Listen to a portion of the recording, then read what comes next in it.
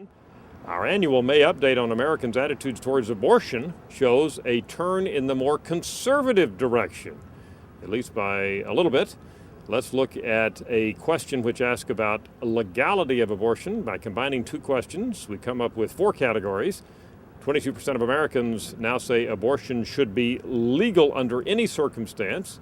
That was at 23% in the mid-2000 range, but that 22% is down fairly significantly from the last couple of years.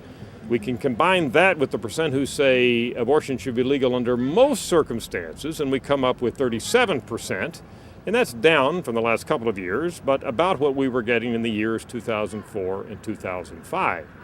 What about the other side of the spectrum? What percent of Americans say that abortion should be illegal in all circumstances? That's now at 23%.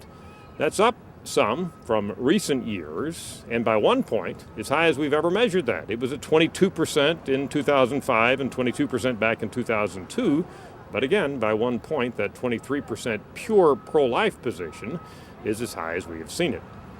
We do ask Americans a very simple question: would you consider yourself to be pro-life or pro-choice?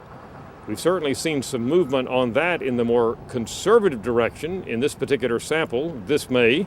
42% of Americans now say they're pro-choice, 51% pro-life, and that's the first time since we've been asking Americans to position themselves on this pro-choice, pro-life measure that we've had half or more of Americans saying, in fact, that they are pro-life. I'm Dr. Frank Newport, Editor-in-Chief of the Gallup poll.